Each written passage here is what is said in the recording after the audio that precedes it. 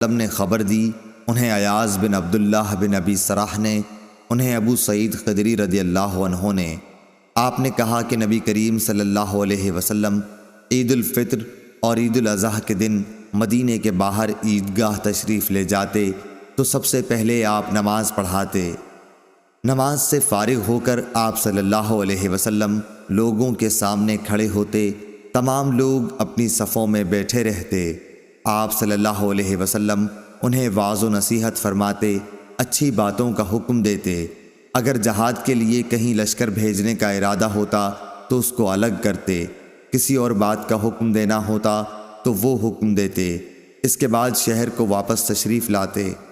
ابو سعید خدری رضی اللہ عنہ نے بیان کیا کہ لوگ برابر اسی سنت پر قائم رہے، لیکن معاویہ کے زمانے میں مروان جو مدینے کا حاکم تھا، پھر میں اس کے ساتھ عید الفطر یا عید الاضحیٰ کی نماز کے لیے نکلا۔ ہم جب عیدگاہ پہنچے تو وہاں میں نے کثیر بن سلت کا بنا ہوا ایک ممبر دیکھا۔ جاتے ہی مروان نے چاہا کہ اس پر نماز سے پہلے خطبہ دینے کے لیے چڑھے، اس لیے میں نے ان کا دامن پکڑ کر کھینچا، اور لیکن وہ جھٹک کر اوپر چڑھ گیا اور نماز سے پہلے خطبہ دیا۔ میں نے اس سے کہا کہ واللہ تم نے نبی کریم صلی اللہ علیہ وسلم کی سنت کو بدل دیا۔